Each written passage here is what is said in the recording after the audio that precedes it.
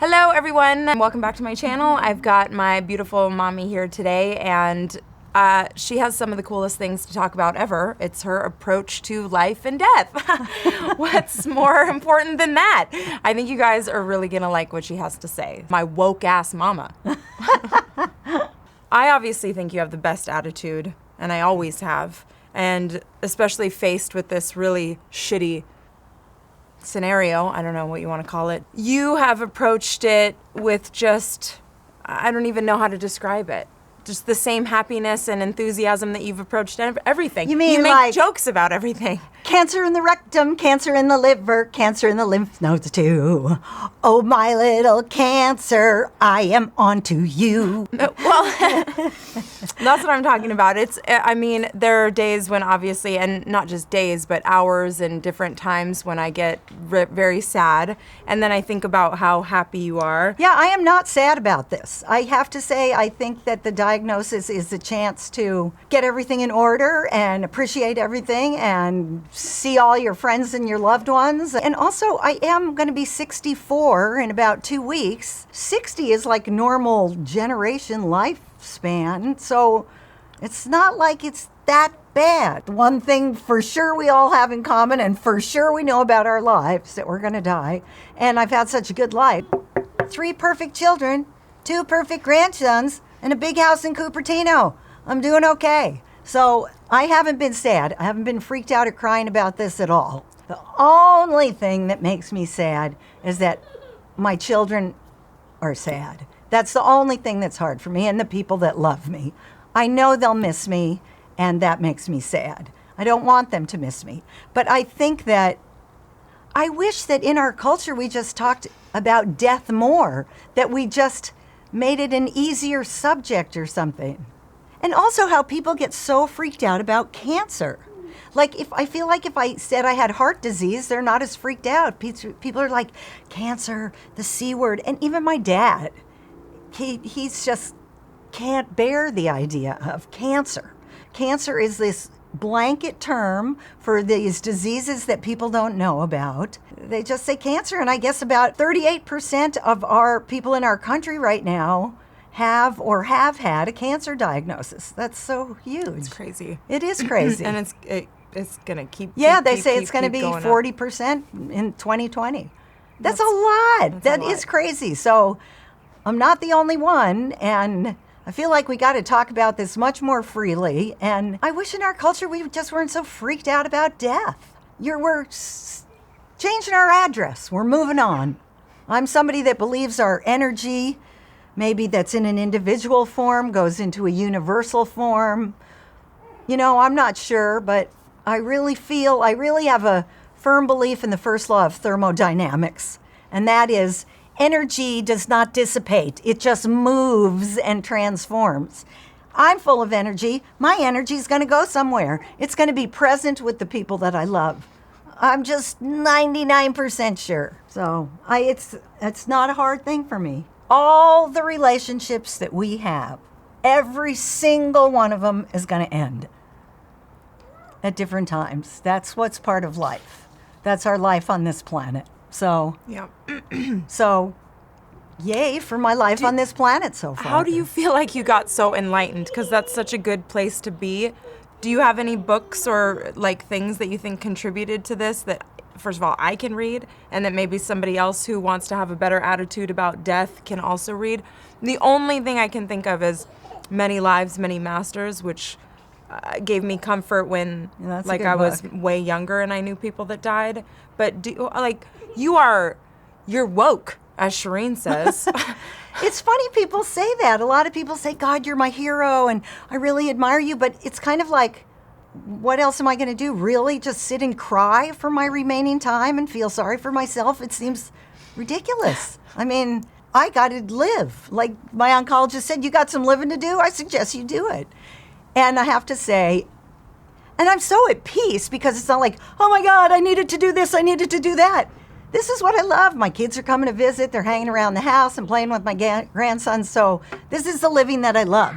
being for your birthday, traveling with my book club. You know, I'm going to carry on with my good, nice life. Yeah. Maybe it's all your life experiences and all the places that you've been and all the Well, you wanna crazy know shit what? you've seen. How about this? Sharzad and her sister and brother have been rolling their eyeballs at me for my entire life because every time we do some fun thing, Christmas morning, run the Beta Breakers, go on a family trip, I've said, this might be the last time we're ever together on the Black Beach in Hawaii. I have said that to every single thing all the time because I appreciate every single one of those things in the present time for my whole life. So I've been saying that forever. This could be the last time. And they've been going, oh, God. Now they don't roll their eyeballs because this could be the last time. And that's how everybody should live their life. This could be your last day. It could be anybody's last day. So you better be enjoying it and picking out the things that you love and spending it with the people that are important to you and doing what you need to do. So anyway, I have been doing that. I have appreciated everything in the present tense my whole life. Thank you that I'm just like that. I feel very happy to be like that. I'm so happy I have this video on, like, captured forever to hear you say those words because they're really powerful. It's true. It's so Be here comforting now. for me to hear, and it makes me feel better, even though obviously I get a little sad. I'm also really appreciative that you're my mommy. I love you, sweetie. I love you. I know I don't like to so see my lucky. children and my friends sad, but I know they'll miss me. I'd be pretty sad probably if they were all looking forward. Is she gone yet? No, that would make me a little sad. But so I do want them to miss me some, but I want everyone to know I'm at peace and going on to a good place. And also I like this quote from Stephen Covey that always gave me comfort. He said, we are not human beings on a spiritual journey. We are spiritual beings on a human journey. And that's, I like that too. Yeah. I like that a lot. Yep, that gave me peace. There's some other, you read Baba Ram Dass, Be Here Now, read what Baba Ram Dass writes about death, death should be a celebration. Death is like taking off a tight shoe. You're free, and then you swim away to a new place. So I believe that. It's just about being in the present and enjoying the present. And that's all you need to do. That's all we need to do every day. Yeah. There's that good country song, all I have to do is to live and to die, but I'm in a hurry and I don't know why. I think that was Brooks and Dunn. Oh, Brooks and Yeah, Dunn. I Anyway, think so. there's songs about it, there's poems about it, there's philosophical treatises about being in the present, and that's it. We can all get hit by a bus tomorrow, so... And I talking about things that people say, like I told a couple people at first that I had cancer, like the first 2 or 3 people who burst into tears and hugged me. And I thought, well, I don't want to tell too many people. I don't want to make too many people burst into tears and hug me. So I better find a different way of announcing that. But I think of some of the funny things that people have said. And really, I'm still teaching and working and feeling fine and looking like this. And I don't look sick, I don't think, right now. No. And it's even more at the beginning. Now maybe I'm getting more tired, maybe. And 2 people said, well, don't give up. And I was like, give up? Like I'm going to give up now? Like, you have cancer. So I always thought that was a weird thing to say, don't give up. Nobody knows what to say. I know and nobody what to knows do. what to do. Even in my experience, just announcing it online, which I did, fairly recently. And everybody comes from a good place and nobody knows what to say. And some people might want to hear the words, don't give up. Well, But my you friends don't. and my Yeah. kids now, we're taking it very humorously. Yeah. And even, my improv class, some of them know. Last night at my improv class, one of my friends there even did a cancer joke. And I've told some of them, I want to put the comedy in cancer. And this guy was starting to put the comedy in cancer. I didn't want to be the one to bring it up at improv. But he has read my stuff. And he was like doing something, and he said, and I have cancer too. And I was like, oh, right, Chris, get on that. This is going to be funny. So, but one of the things we're talking about, pulling the cancer card. And I think it started Sharzad, it was the first weekend, and all the kids had come home because they were freaked out that I had cancer and stuff. And we were sitting on the couch, and Sharzad had a blanket over her, and it was kind of cold, and we were watching TV, and I grabbed the blanket, and I said, I have cancer, so I get the blanket. So now anything I want, I just say, I have cancer. And so we were on our book club trip, and we were a little bit late to the meeting place. Every day we'd have some activity in a meeting place. And so if I was late, I could just say, well, I have cancer. And then nobody could yell at me. So I'm playing the cancer card a lot. It's working really well, enjoying that.